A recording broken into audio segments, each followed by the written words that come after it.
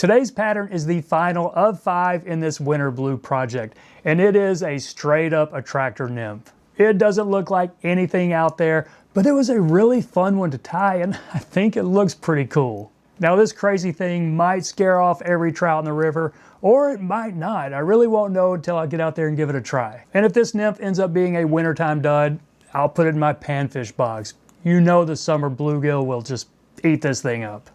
So there it is in the vise, the last of these winter-themed bugs I've been playing around with.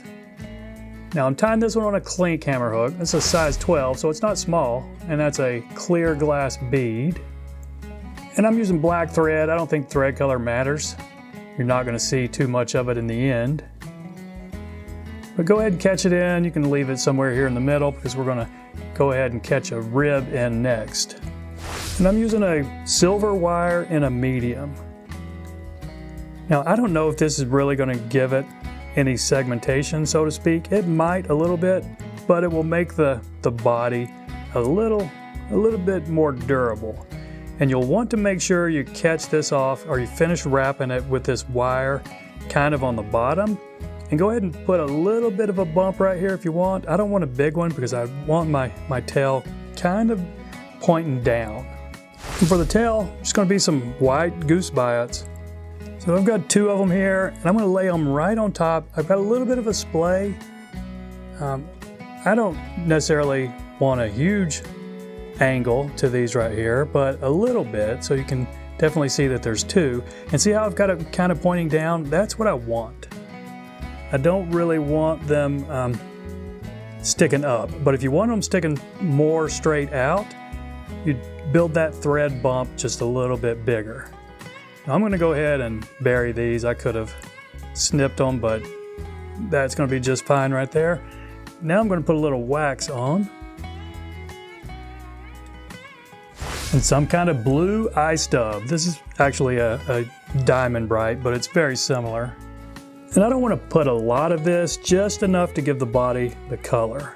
I'm not trying to make a thick dubbed body, but we'll see. That last one I tied, I think, was about right, but we'll see how this looks. And I've got a little thin spot on my thread right there, so I'm going to just get it started now, try to tighten it up a little bit.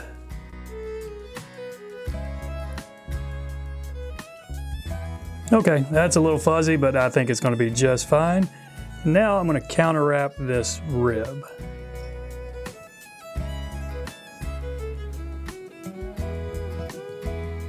Okay, now I don't think that did too much for the segmentation, but it will make this body a little more durable. And who knows, I might take this thing out and catch a dozen fish with this very fly. Not likely, but yeah, who knows. All right, so go ahead and helicopter that off. If you left a little sharp bump right there, just pay attention to that. Put a few loose wraps over it to kind of bury it.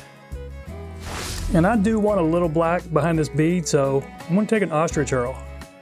Just a single ostrich herl right there. A couple wraps to lock that in, and 3 or 4 wraps.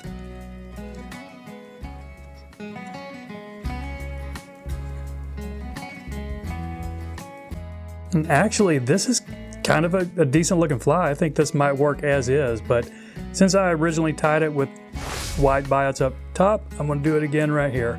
So again, 2 more. Just going to lay them on here. Try to get the split you want. You can lay them over, cheat a little bit to your side, the thread side, because that first wrap might spin them around a little bit.